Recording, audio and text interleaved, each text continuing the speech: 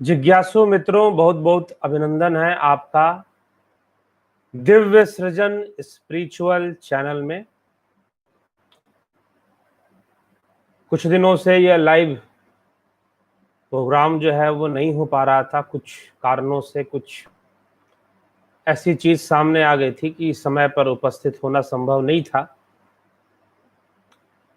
लेकिन अब जो है यह लाइव सेशन जो चलेगा शाम को 7 बजे श्रीमद् भगवद गीता के ऊपर।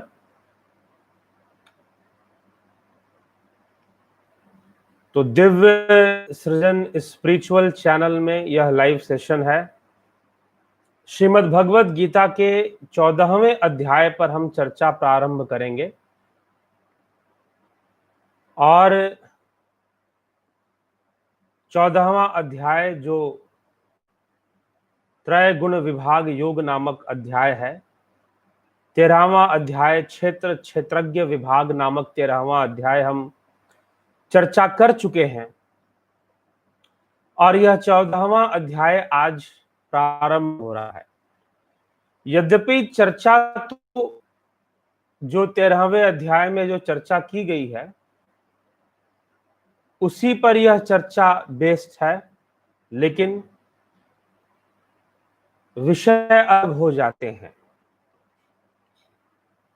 तो आज जो हम चर्चा 3 दिन से हम लाइव नहीं आए थे,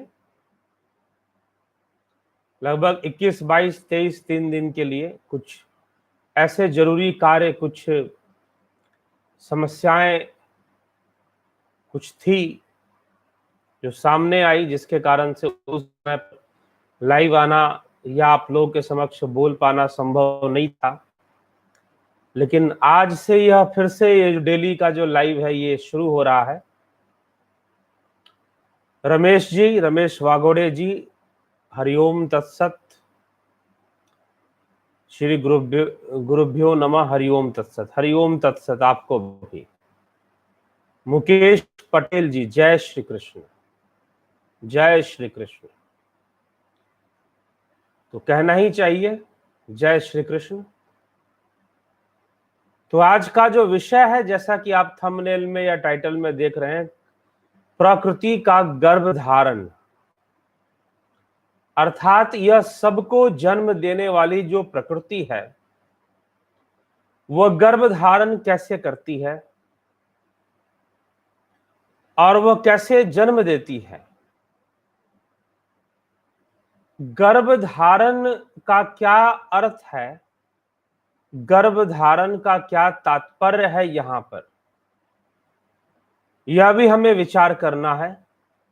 क्योंकि यह तो आप खुद ही सोच सकते हैं कि भाई जब हम बात करते हैं गर्भधारण की, तो यहां पर भगवान ऐसे शब्द का प्रयोग, गर्भधारण शब्द का प्रयोग क्यों कर रहे हैं, इस पर हमें अपने विवेक से चिंतन मनन करना चाहिए।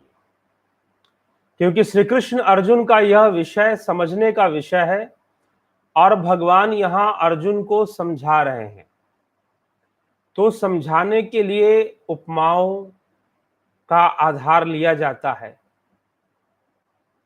कि तू कुछ इस प्रकार से बातों को समझ, अर्जुन के समझ में आ जाए, अर्जुन के समझ में यह बात आ जाए। इसके लिए जो उपमाएं लेनी चाहिए, जो शब्द लेने चाहिए, जो उदाहरण लेने चाहिए, भगवान वो ले रहे हैं ताकि अर्जुन को बात सरलता से समझ में आ जाए। लेकिन एक बात तो स्पष्ट है ना कि भाई प्रकृति का गर्भ कैसे हो सकता है, जहां पर मनुष्य के शरीर में या फिर जीव जंतुओं के शरीर में जो मादा शरीर है, जो स्त्रीलिंग है, उसमें गर्भ होता है, उसमें शिशु पलता है 9 मास तक और फिर शिशु का जन्म होता है।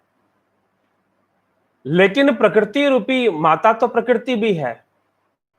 प्रकृति के अंदर किस प्रकार से गर्भ है और किस प्रकार से उस गर्भ की धारणा होती है, यह भगवान इस चर्चा में क्यों ला रहे हैं, अर्जुन को समझा देने के लिए।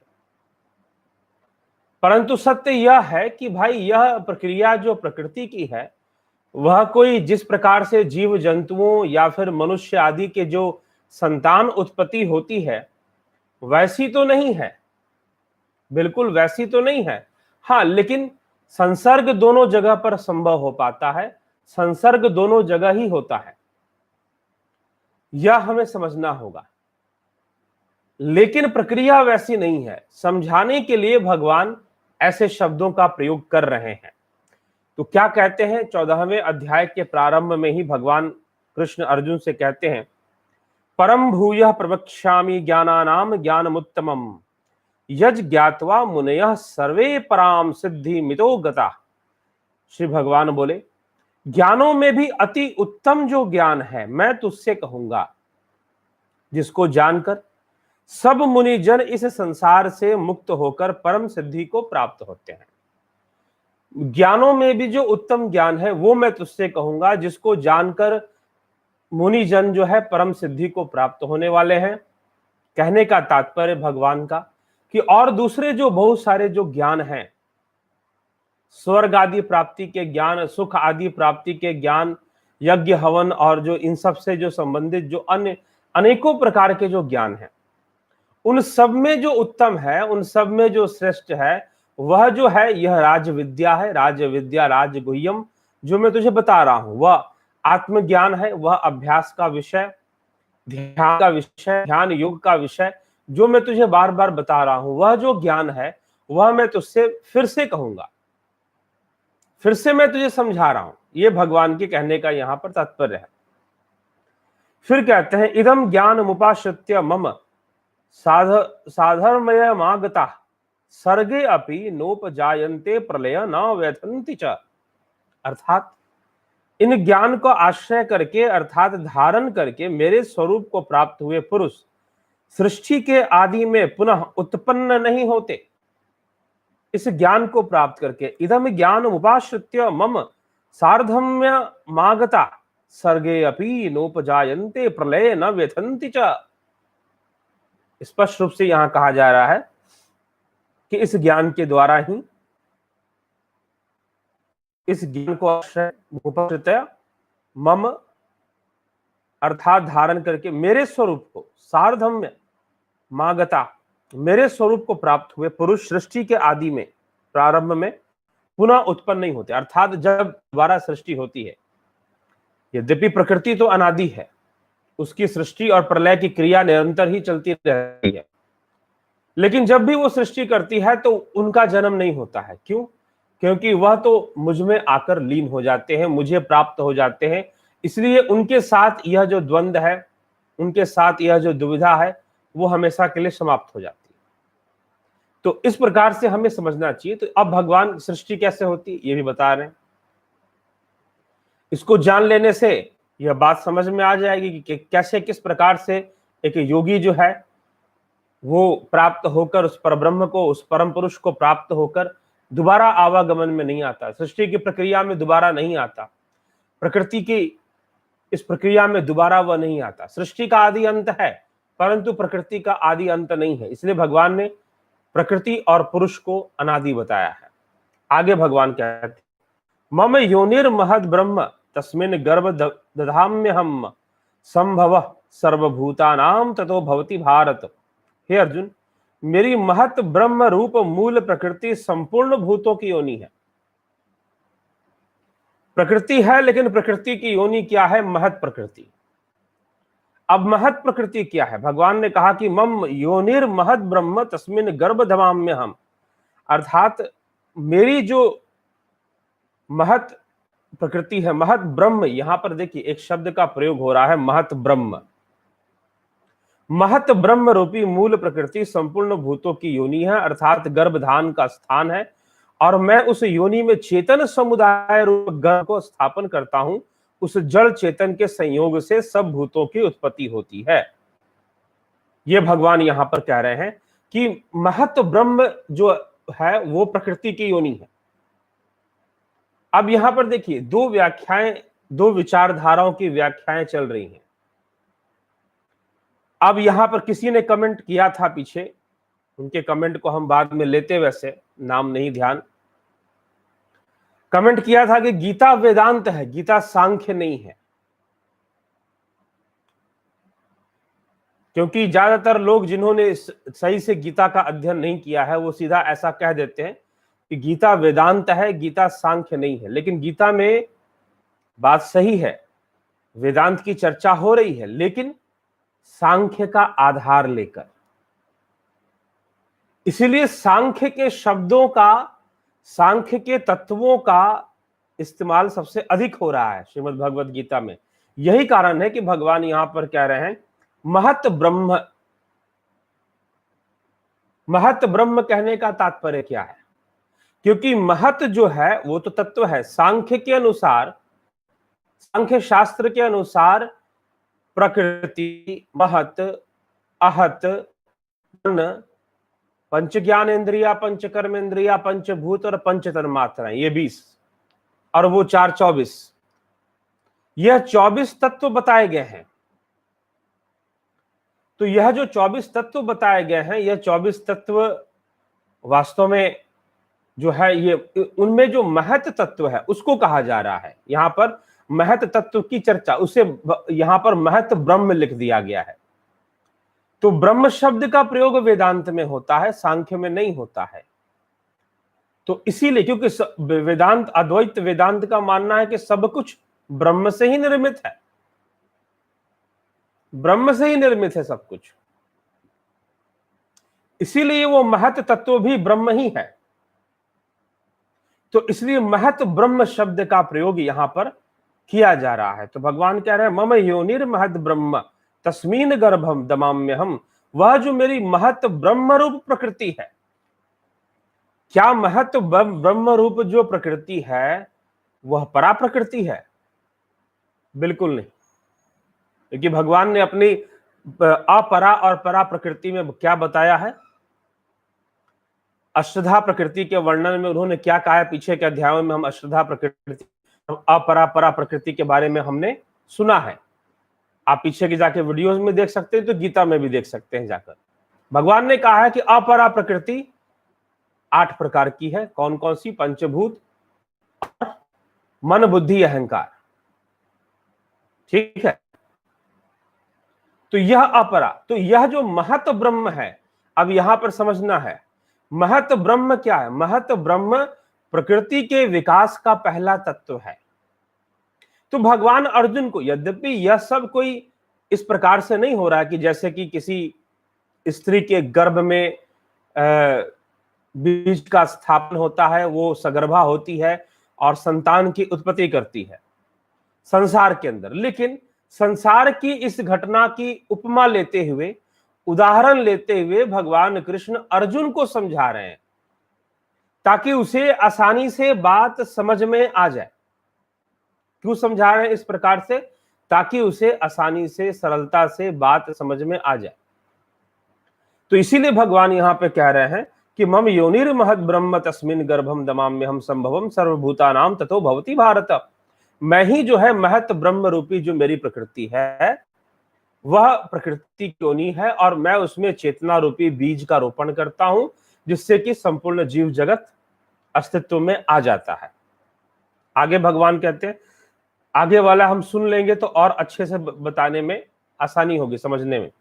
भगवान कहते हैं सर्व योनिषु कौन्तेय मूर्तयः संभवन्ति यः तासाम ब्रह्म महदो निरहम बीज प्रदः पिता। हे अर्जुन, नाना प्रकार की सब योनियों में जितनी मूर्तियां अर्थात शरीरधारी प्राणी उत्पन्न होते हैं, प्रकृति तो उन सब को गर्भ धारण करने वाली माता है और मैं बीज को स्थापन करने वाला पिता हूं। तो पुरुष और प्रकृति से यह संसार उत्पन्न हुआ है। तो महत ब्रह्म ही उसकी है, प्रकृति की योनि। अब महत ब्रह्म क्या है, ये अगर आपने स्पष्ट कर लिया, कह देने मात्र से नहीं हो जाता कि भगवान ने कहा है कि इस प्रकृति के अंदर मैं बीज डालता हूं तो ये प्रकृति। लेकिन भगवान यहां पर एक शब्द का प्रयोग हो जा रहा है, महत ब्रह्म। महत ब्रह्म को नहीं समझेंगे तो इस प्रक्रिया को नहीं समझेंगे। तो एक साधारण व्यक्ति जो वासनात्मक विचारधारा वाला है, उसके दिमाग में क्या बात आ जाएगी कि भाई जैसे नर नारी का संसर्ग हुआ और उनके द्वारा संतान की उत्पत्ति हुई, तो कुछ इसी प्रकार से भगवान की प्रकृति है। क्योंकि जो आदमी की बुद्धि तो वासना ढूंढती रहती है, उसका जो मन है, उसका जो विकारों में लिप्त है, तो उसी प्रकार से बातों को समझेगा। इसीलिए यहां पर वर्णन आ रहा है। अब क्या वर्णन आ रहा है? महत ब्रह्म का। तो महत ब्रह्म रूपी प्रकृति, अर्थात जब प्रकृति का विकास शुरू होता है तो सबसे पहला तत्व क्या है? महत। महत कौन सा तत्व है? बुद्धि। महत का मतलब बुद्धि। इसलिए महत से बनता है महर्षि, महत से ही बनता है मनस्विनी। ठीक, महर्षि मतलब जिसकी जो दृष्टा है। महर्षि महान कौन है? जिसकी बुद्धि महान है। ठीक, तो जो महत तत्व है, ये पहला तत्व कौन सा है? बुद्धि। और बुद्धि के बाद अहंकार, अहत। अहत को अहंकार कहा जाता, अस्मिता। और अहंकार के बाद क्या है? अहंकार के बाद, अहंकार के बाद है मन। यह प्रकृति के विकास की प्रक्रिया है। तो महत योनि रूपा है। बुद्धि अंदर वृत्तियों का, चेतना के द्वारा, चेतना के प्रवाह से बुद्धि के अंदर वृत्तियों का निर्माण होता है, वृत्तियों का प्रवाह होता है। ठीक ना? तो यह वृत्ति प्रवाह जो होता है, चित्त वृत्तियों का निर्माण होता है, और वृत्तियों से संस्कारों का निर्माण होता है, संस्कारों से जीव का निर्माण हो जाता है। फिर मन, बुद्धि, अहंकार, ये सब अस्तित्व में आ जाते हैं। इनका आवरण फिर अपंचीकृत रूप से पंचभूत हो जाते हैं। पंचभूत ज्ञानेन्द्रिय, कर्मेंद्रियां, तन्मात्राएं, इन सबका आवरण मिलकर एक सूक्ष्म शरीर का निर्माण कर देता है।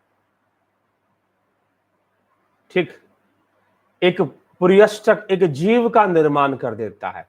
फिर वह जीव अपने ही वृत्ति और अपने ही भावनाओं से स्थूल का निर्माण कर लेता है, पंचीकृत होकर। पंचीकृत होकर सूक्ष्म है, और पंचीकृत होकर, इसमें वेदांत के पंचीकरण का सिद्धांत आता है, उसको समझना पड़ेगा थोड़ा। तो अर्थात पंचीकरण है नहीं, मैं संक्षेप में आपको बता रहा हूं कि संक्षेप में पंचीकरण का क्या अर्थ होता है। पंचभूत जो है हमारे, पंचभूत एक विशेष अनुपात में उनका आपस में मिलना ही पंचीकरण। एक समीकरण के साथ उनका आपस में निश्चित समीकरण, निश्चित अनुपात के साथ उनका आपस में मिलना ही पंचीकरण है। तो वह जो है उसे पंचीकृत होकर जब वो सामने आते हैं तो स्थूल सृष्टि होती है। अर्थात जैसा आज आप मुझे देख रहे हैं, आप जैसे, आपका शरीर जैसा है, लेकिन जो सूक्ष्म शरीर के तत्व हैं अपंचीकृत होते हैं। ठीक, यह कहा गया है वेदांत शास्त्र के। तो यही भगवान महत ब्रह्म रूपी प्रकृति, सब कुछ ब्रह्म से बना है, यह मान्यता वेदांत की है। इसीलिए गीता में वेदांत चर्चा है। लेकिन मुख्य आधार सांख्य का है। जो वर्णन किए जा रहे हैं, जो तर्क दिए जा रहे हैं, वो सांख्य आधारित है। इसलिए सांख्य गीता के ऊपर डोमिनेंट है, हावी है। तो महत ब्रह्म रूपी प्रकृति में, अर्थात बुद्धि में, यहां पर योनि रूपा कौन है? बुद्धि है। सारा खेल बुद्धि का है।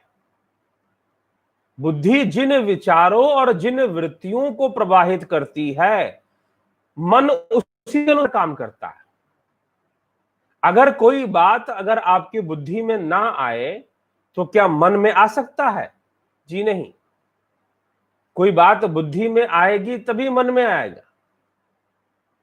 तो इसलिए बुद्धि सूक्ष्म है। मृत्यु के उपरांत भी मन, बुद्धि, अहंकार, यह तत्व बने रहते हैं, तभी तो जीव बना रहता है, और तभी तो वो अगला जन्म लेता है। ठीक है, तो इसलिए महत योनि, महत ब्रह्म, योनिर महत ब्रह्म, अर्थात मेरी महत ब्रह्म रूप मूल प्रकृति ही योनि है, प्रकृति की योनि है वो।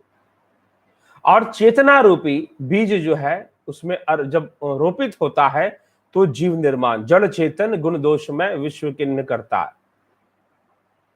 जड़ चेतन से यह बन जाता है, जड़ चेतन से यह निर्मित हो जाता है, यह संसार बनना शुरू हो जाता है और फिर जीव जगत निर्माण में आ जाता है, अपने अस्तित्व में जीव भी आ जाया करते हैं।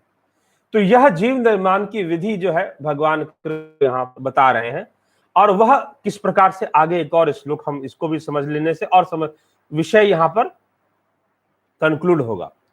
क्या कहते हैं भगवान? सत्वम रजस्तम इति गुणाम प्रकृति संभवा निबधंती महाबाहो देहे देहिनम अव्ययम।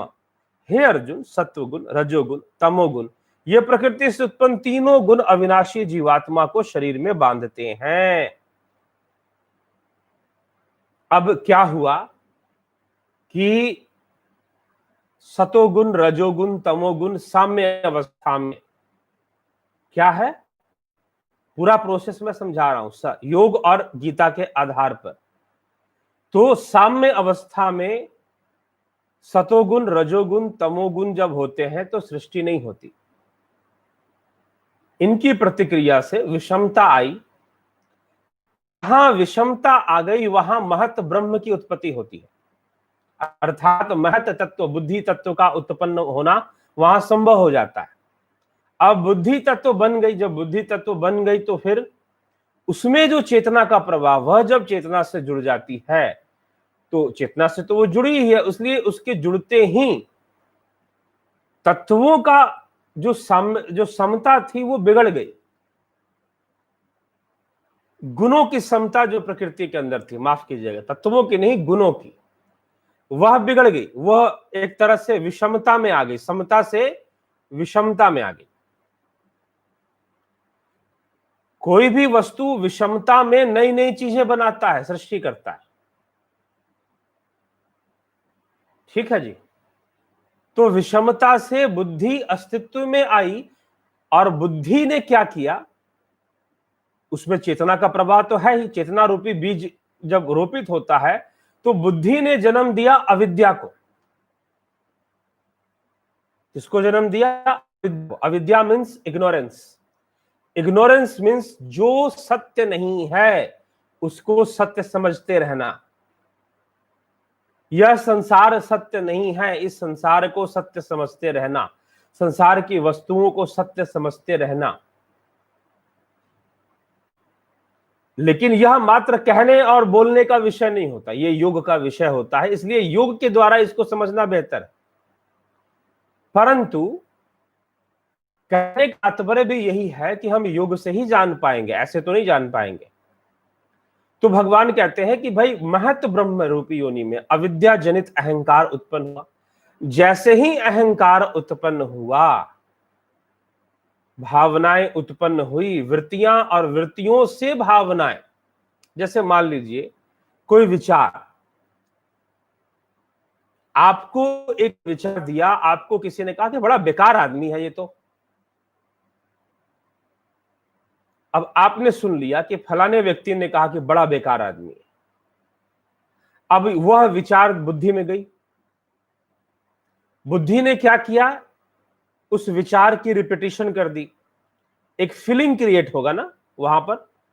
यह जो फीलिंग क्रिएट हुआ, बुद्धि में एक थॉट गया कि किसी ने आपकी निंदा की कि आप बड़े बेकार आदमी हैं, आपके ब्रेन में वो चीज चली गई, आपके बुद्धि ने उसको एक्सेप्ट कर लिया। जैसे ही एक्सेप्ट किया तो वो एक फीलिंग क्रिएट करेगा, एक नेगेटिव फीलिंग, एक भावना क्रिएट करेगा। वह जो भावना है वही तो अहंकार है। तो हम जो कहते हैं ना कि भव सागर, भाव जगत, अर्थात अहंकार का जगत। जब हम कहते हैं कि प्रभु में भावनाएं अर्पित करो, तो अर्थात अपने अहंकार को अर्पित करो। लेकिन यहां पर अहंकार शब्द या अस्मिता शब्द का कहना सांसारिक वे में इसको मत लीजिए, क्योंकि जीव का अस्तित्व ही उसी अहंकार पर आधारित है। तो जब महत तत्व में चेतना ने अपने बीज को रोपित किया, तो उसकी जो संतान बना, भाई संतान की उत्पत्ति होगी ना। अब यहां पर भगवान गर्भ धारण शब्द या योनि शब्द, इन सब चीजों का प्रयोग इसलिए कर रहे हैं ताकि अर्जुन को भली भांति अच्छे से आसानी से समझ में आ जाए। लेकिन सच्चाई ये नहीं है कि यह प्रक्रिया कोई नर नारी जैसे विवाहित होते हैं, उसके बाद स्त्री संसर्ग से जो है वो गर्भ धारण करती है और संतान की उत्पत्ति 9 महीने बाद संतान की उत्पत्ति करती है। यह प्रक्रिया वैसी तो नहीं है, क्योंकि वहां पर संसर्ग खत्म होने के बाद संतान की उत्पत्ति होती है, और यहां पर पुरुष प्रकृति के संसर्गित अवस्था में सृष्टि होती है। जब वह दोनों संसर्गित होते हैं तभी सृष्टि होती है। जहां संसर्ग खत्म हुआ वहां सृष्टि भी खत्म। इसीलिए संसर्ग को खत्म कर देना ही मोक्ष है, अर्थात संपूर्ण वृत्तियों को रोक देना, अहंकार का प्रलय कर देना, चित्त का प्रलय हो जाए तो कैवल्य है। चित्त का प्रलय ही कैवल्य है, चित्त का समाधान ही समाधि है। ठीक, तो ये यहां पर समझने वाला विषय है। तो जब भगवान ने कहा कि मैं महत रूपी, अर्थात महत मतलब बुद्धि, उसके अंदर जब चेतना रूपी बीज को मैं रोपित कर देता हूं, तो वह बुद्धि किससे बनी है? गुणों की विषमता से, सतोगुण रजोगुण तमोगुण की विषमता से बनी है। और उसकी विषमता से बनने के कारण वो जो पुत्र जन्म देती है, अब यहां पर पुत्र का नाम तो नहीं बताया जा रहा कि चलो भाई, यहां पर भगवान ने लिख दिया कि संपूर्ण जीव जन्म लेते हैं, लेकिन सत्य यह है कि महत रूपी बुद्धि में चेतना रूपी बीज के रोपण से जो संतान की उत्पत्ति होती है, उस संतान का नाम है अहत। अहत मतलब अहंकार, अस्मिता। वही जीवत्व बोध है, वह अस्मिता ही तो जीवत्व बोध है। इसीलिए सांख्य में प्रकृति, महत, आहत, मन, ये 4 और फिर 20 पंच कर्म इंद्रिया, पंच ज्ञान इंद्रिया, पंच तन्मात्राएं, पंचभूत, इस प्रकार से सृष्टि की प्रक्रिया चलती है। तो जो यहां पर जो संपूर्ण जीव जन्म लेते हैं या संपूर्ण जीवों की सृष्टि होती है प्रकृति के गर्भ में, तो यह जो क्रिया प्रतिक्रिया है जड़ चेतन के, ये स्वीकार करके यहां पर यह बातों को समझाया जा रहा है। सांख्य की विशेषता है कि उसने इसकी व्याख्या की है। तो भगवान यहां पर कह रहे हैं कि महत रूपी ब्रह्म, क्योंकि अब महत ब्रह्म क्यों लिखा गया? क्योंकि यह माना गया अद्वैत, अब यहां अद्वैत वेदांत की विचारधारा भी मिक्स हो रही है, क्योंकि यह माना गया कि सब कुछ ब्रह्म से बना है, इसीलिए महत ब्रह्म शब्द का प्रयोग यहां हो रहा है। तो महत ब्रह्म रूप मूल प्रकृति संपूर्ण भूतों की योनि है, ये भगवान कह रहे हैं, अर्थात गर्भधान का स्थान है, और मैं उस योनि में चेतन समुदाय रूप गर्भ को स्थापन करता हूं। उस जड़ चेतन के संयोग से सब भूतों की उत्पत्ति होती है। भूतों मतलब जीवों की, सूक्ष्म शरीर की, स्थूल की बात यहां नहीं की जाए। इसीलिए यहां पर भगवान उदाहरण ले रहे हैं, उपमा ले रहे हैं, गर्भधान और योनि जैसे शब्दों का प्रयोग करते हुए, परंतु भूल से भी इसे सांसारिक रूप में अगर आपने समझ लिया तो बहुत भारी गलती हो जाएगी। इसीलिए मैंने यहां पर महत ब्रह्म का एक्सप्लेनेशन जरूरी है, महत शब्द को समझना जरूरी है, एक शब्द नहीं तो कोई व्याख्या। मैंने सुना है ऐसे महात्मा लोग हैं जो अपने प्रवचन में इन श्लोकों की व्याख्या बिल्कुल साधारण रूप से कर देते हैं, महत ब्रह्म को नहीं समझाते कि महत ब्रह्म का क्या तात्पर्य है, उसको नहीं समझाते। तो महत ब्रह्म है सूक्ष्म बुद्धि, जो सबसे पहला तत्व बनता है प्रकृति तत्व के बाद, जो दूसरा तत्व बनता है वह महत है, उसमें चेतना का बीज रोपित। इसलिए महत से ही अविद्या उत्पन्न होती है। आप पतंजलि योग सूत्र पढ़े, उसमें इसका वर्णन आपको मिल जाएगा, पंच क्लेशों के वर्णन में मिल जाएगा कि महत से अविद्या उत्पन्न होती है, अविद्या से अस्मिता उत्पन्न होगी, अस्मिता से राग द्वेष बन गए, अभिनिवेश आ गया, ये पंच क्लेश आ गए, और इन पंच क्लेशों के बंधन में जीव रहता है, वो उन्हें बांध के रखती हैं। और भगवान यहां पर यह 5वें श्लोक में कह रहे हैं, सत्वम रजस्तम इति गुणः प्रकृति संभवा। निबधन्ति महाबाहो देहे देहिनमव्यम। हे अर्जुन, सत्वगुण, रजोगुण, तमोगुण, ये प्रकृति से उत्पन्न तीनों गुण अविनाशी जीवात्मा को शरीर से बांधते हैं। अब यहां पर एक और रहस्यमयी शब्द, क्या शब्द? अविनाशी जीवात्मा। क्या भाव? निबधन्ते महादेही देहिनमव्यम, क्योंकि जीवात्मा अविनाशी है। ईश्वर अंश जीव अविनाशी। मरता तो शरीर है, मृत्यु तो शरीर की होती है, ठीक है? तो इस विषय को समझना है। यह ऐसे, इसीलिए मोक्ष कैसे होगा? चित्त वृत्ति निरोध।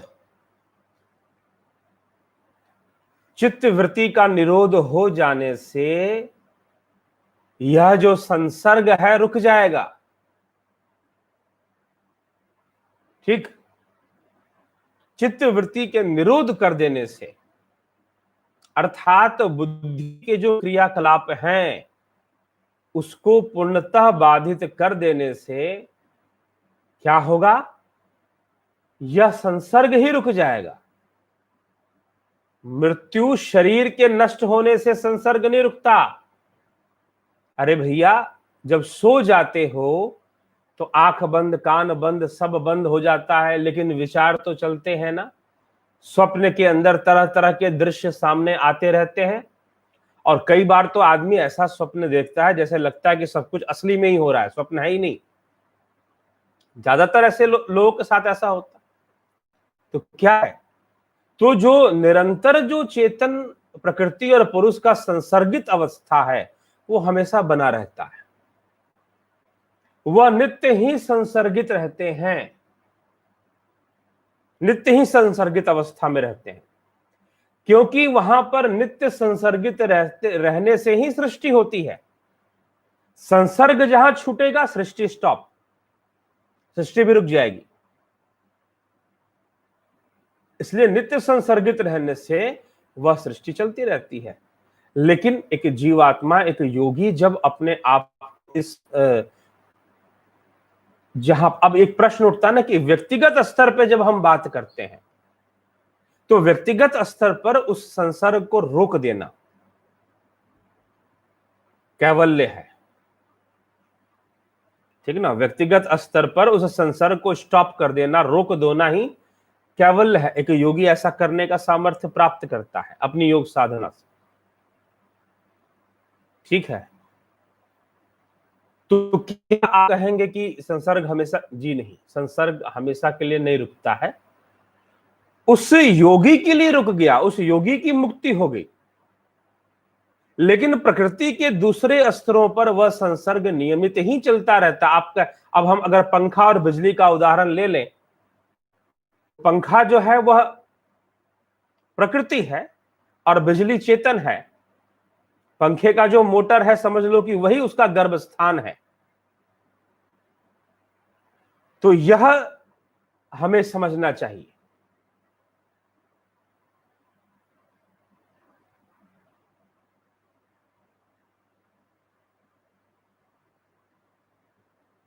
तो यहां प्रश्न है ज्ञान रंजन बेहरा जी का, आइए उस पर थोड़ी चर्चा करते हैं। तो कई प्रश्न और भी कुछ प्रश्न हो सकते हैं, उस पर भी चर्चा करेंगे। तो यह श्लोक तो यहां पर हो गया।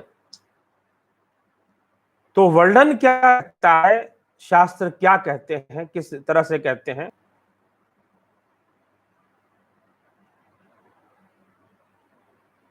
तो इसमें विचार करने वाली बात क्या है कि जीवात्मा तो अविनाशी ही है, निश्चय ही अविनाशी है।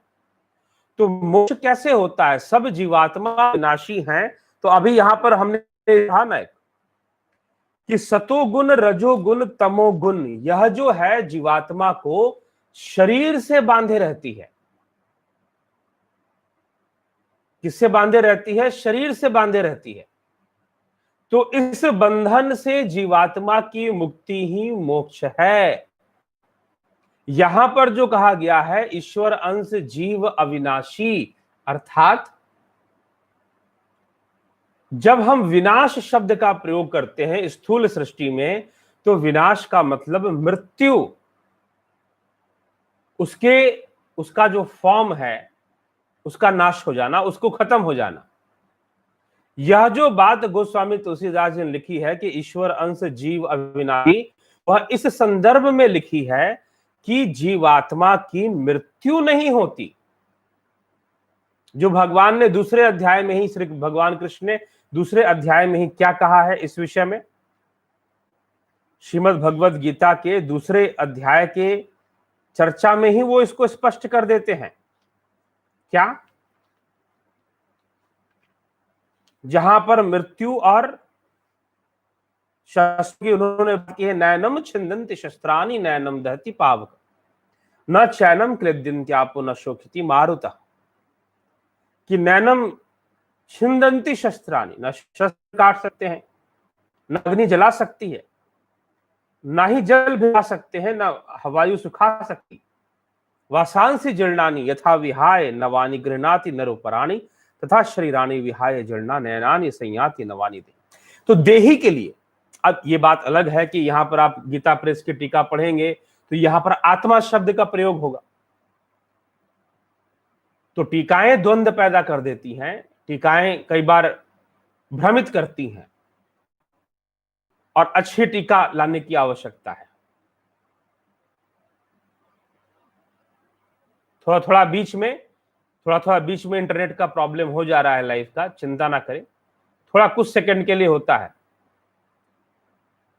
तो इसलिए देही, भगवान ने यहां देही शब्द का प्रयोग किया है कि जो देही है उसके लिए ये सारी बातें कही जा रही है। न जायते मृत्ये वा कदाचिन्नाय भूत्वा भविता वा न भूयः अजो नित्यः शाश्वतो अयम पुरानो न हन्यते हन्यमाने शरीरे, कि शरीर के नष्ट होने से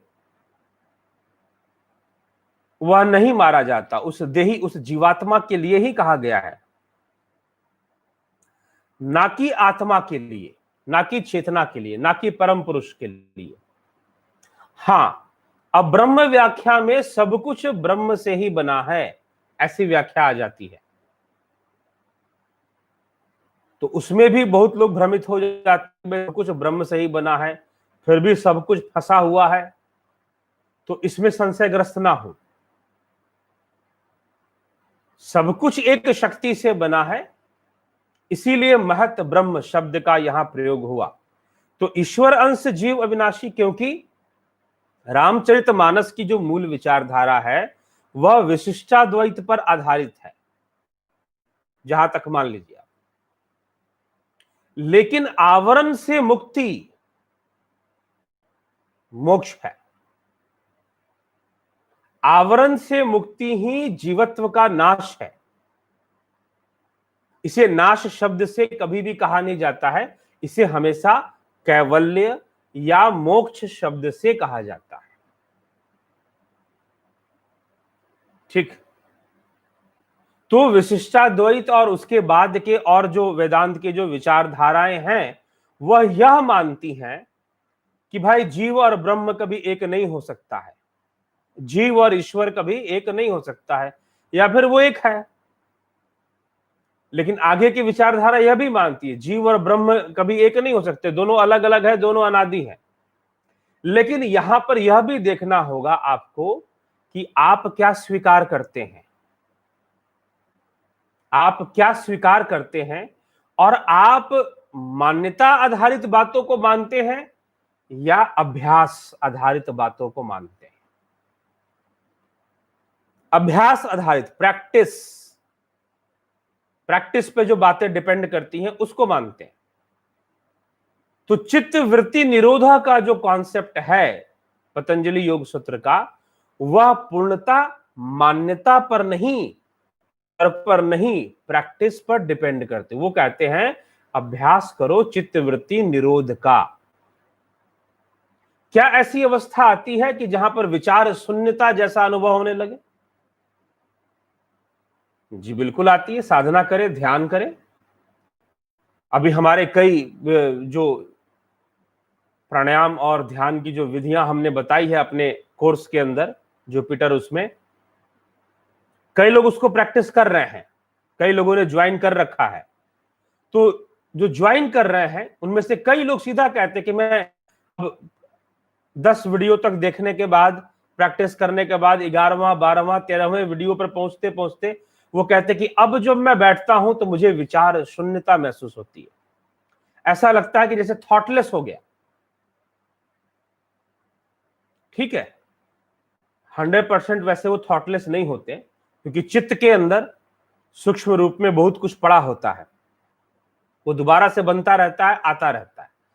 लेकिन उसका भी प्रलय संभव है अगर आप सही से ध्यान की अवस्था में जाते हैं। तो इस बात का अनुभव, अनुमान लगाना, प्रमाण में अनुमान प्रमाण भी होता है। अनुमान लगाना असंभव नहीं है कि हां, यह कैवल्य नामक अवस्था, अगर ये अवस्था आ रही है तो इस पतंजलि योग सूत्र में लिखे गए बाकी की अवस्थाएं भी अवश्य आएंगी। नॉट लॉजिक, मान्यता नहीं, प्रैक्टिकल। सारा ध्यान से प्रैक्टिकल चीजें सामने आनी शुरू हो जाती है। ठीक है, तो यह है, तो इसलिए ये यहां पर श्रीमद् भगवद गीता में यह महत ब्रह्म, महत तत्व की चर्चा यहां पर की जा रही है, बुद्धि तत्व की चर्चा हो रही है। उसमें प्रतिक्रिया, बुद्धि की प्रतिक्रिया, बुद्धि की प्रतिक्रिया से जब हम, चेतना की जब प्रतिक्रिया बुद्धि में हो जाती है, उससे जो अविद्या जनित जो सृष्टि शुरू हो जाती है, उससे अस्मिता अस्तित्व में, अविद्या के कारण ही अस्मिता भी अस्तित्व में आ जाता है। और यही तीसरा तत्व है, अहंकार। ठीक ना, यही अहंकार है। और बुद्धि कैसे आई? विषमता से, त्रिगुणी विषमता। इसलिए भगवान ने इसी पर पूरी चर्चा इन 3 गुणों पे होने वाली है 14वें अध्याय में। इसलिए इसका नाम त्रय गुण विभाग योग, नाम भाग योग। इसी ने शरीर से बांध रखा है, शरीर से जीवात्मा को बांध के रखा हुआ है। सारे आवरण जब खत्म हो गए तो फिर जो है जीव और ब्रह्म एक हो गए, वो एक जैसे ही हो गए। आवरण खत्म होने के बाद, सारी वृत्तियों के समापन के बाद, सारे वृत्ति निरोध के बाद, संपूर्ण वृत्ति निरोध, संपूर्ण वृत्ति निरोध में अब यहां पर एक छोटा सा द्वंद्व ये आता है। इसलिए भक्ति योग में जो, यद्यपि भक्ति का उद्देश्य भी वहीं तक पहुंचना है जहां तक योग का है, लेकिन भक्ति योग में जब भगवान की प्रेम की बात हम करते हैं तो हम एक ही भाव अवस्था तक की बात करते हैं। लेकिन वह जो प्रेम वाली जो अवस्था है उसका भी लय हो जाना, इस बात की स्वीकृति वेदांत की कई शाखाओं में नहीं है कि नहीं, हमें तो भगवान तक ही सोचना है, उसके आगे के बारे में हमें नहीं सोचना है। तो अब भगवान, ईश्वर, वो सारी चीजों को परिभाषित करना, यह सब जरूरी है। इसीलिए मैं आपको एक बात बता रहा हूं कि बहुत सारी क्या हुए हैं, मिलावट हुई है। ग्रंथों और शास्त्रों की मिलावट नहीं बोल रहा मैं, विचारधारा में मिलावट हुई है, दार्शनिक विचारधारा में मिलावट हुई है। इसीलिए जो पौराणिक विचारधारा है, आप जितना पीछे की ओर जाएंगे वहां पर सर्वव्यापी तत्व का वर्णन है, लेकिन किसी एक शक्ति का वर्णन नहीं है।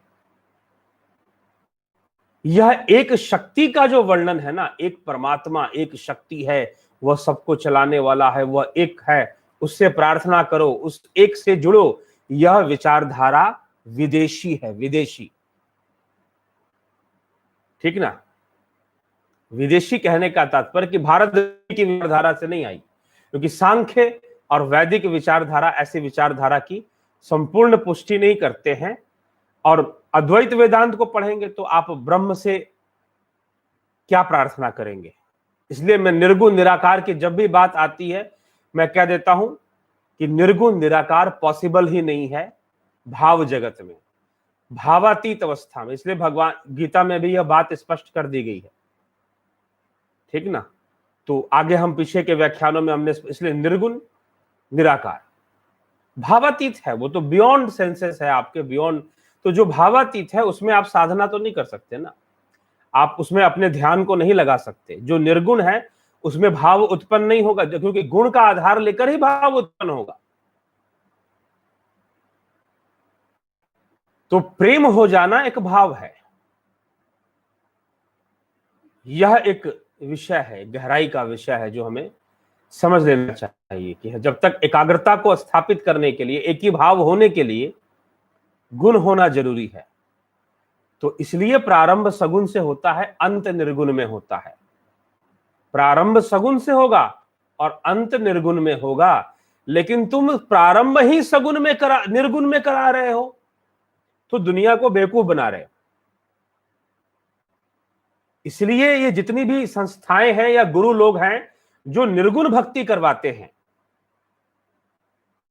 अब वो चाहे कोई भी हो, कोई किसी नाम से हो, चाहे वो आर्य समाज के नाम से हो, चाहे किसी भी नाम से हो, मैं संस्थाओं का नाम नहीं, क्योंकि पीछे कि कोई आर्य समाजी भाई से चर्चा चल रही थी इसलिए मेरे मुंह से आर्य समाज का नाम निकल गया।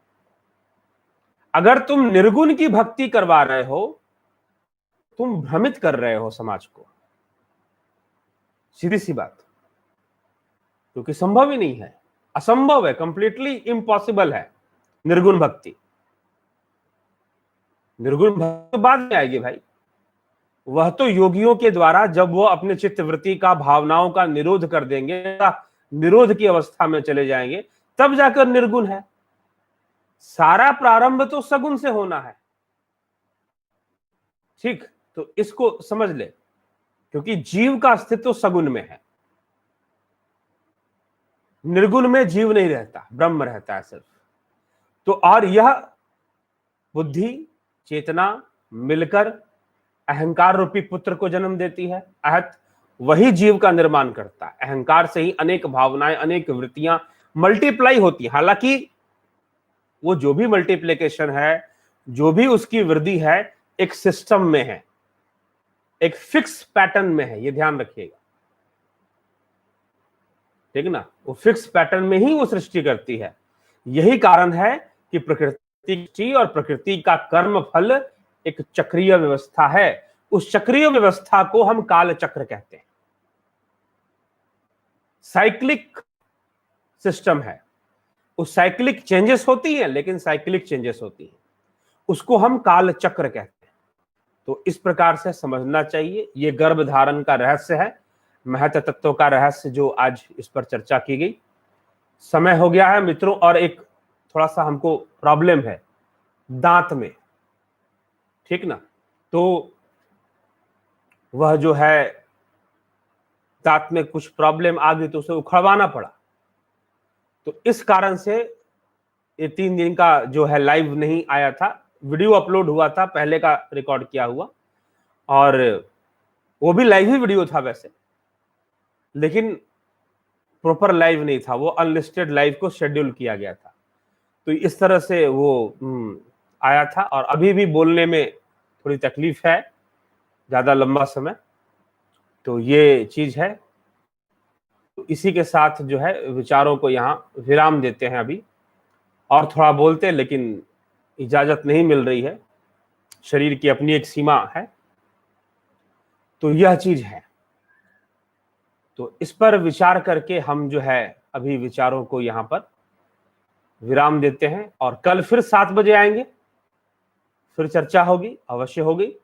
एक नया विषय, सतोगुण, रजोगुण, तमोगुण का विषय होगा, क्योंकि 14वां अध्याय का नाम ही है त्रैगुण विभाग योग नामक अध्याय, उसी पर चर्चा होगी। तो बहुत बहुत धन्यवाद जो लोग लगातार बने रहे इस लाइव सेशन में, और इसी के साथ मैं विचारों को विराम देता हूं। तो यह जो डीप फिलॉसफी, इसको समझना है, इस साइंस को। तो इसलिए भारतीय धारा और ईश्वरीय मान्यता जो आजकल भी जो सनातन धर्म के जो लोग हैं, उनमें जो ईश्वर की मान्यता है, वो बहुत कुछ आपको क्रिश्चियनिटी और इस्लाम के अल्लाह से ही मिलती जुलती है, क्योंकि एक भगवान है। एक भगवान नामक फिलॉसफी ही एक आपका कपोल कल्पना है, और कुछ है ही नहीं। कपोल कल्पना के अलावा एक भगवान है ही नहीं। इसीलिए उससे ऊपर उठकर इसको समझना है, श्रीमद् भगवद गीता क्या समझा रही है, तो फिर सारा स्पष्ट होता है। फिर ठीक है, हमें समझ में आएगा कि हम क्या मान के चलने लग जाते हैं, और हमें क्या मनवाया गया बाद में। तो फिर जाकर आप मीमांसा को भी समझेंगे, कुमारिल भट्ट के मीमांसा को, कि उन्होंने एकेश्वरवाद का खंडन क्यों किया था? आचार्य कुमारिल भट्ट ने एकेश्वरवाद का खंडन किया है, और ऐसा तार्किक खंडन किया है जिसका कोई जवाब नहीं है, कोई उसका, हाँ आप तर्क अपनी कल्पना के आधार पर दे दें, लेकिन प्रमाणित तर्क नहीं दे सकते आप उनके तर्कों का। यही कारण था कि कुमारिल भट्ट ने नालंदा के कुलपति को परास्त कर दिया था शास्त्रार्थ में। शून्यवाद और विज्ञान के आचार्य धर्मपाल को, जो कि बौद्धाचार्य थे, नालंदा के कुलपति थे उस समय, उनको शास्त्रार्थ ने परास्त करके, पराजित कर एक नई, उस समय बहुत बड़ी क्रांति आई थी। उस घटना के ऊपर मेरी एक पुस्तक भी है, अग्निमय बुद्ध, उसी घटना पर आधारित है, जिसको इतिहास में नहीं पढ़ाया जाता, वो बात अलग है, लेकिन मीमांसा शास्त्र की जितनी भी पुस्तकें आप पढ़ेंगे उसमें उसका जिक्र है। और सबसे बड़ी बात है, तारकनाथ जो बौद्धाचार्य हुए, तिब्बत के बौद्धाचार्य हुए, तारकनाथ ने भी उस घटना का जिक्र किया हुआ है।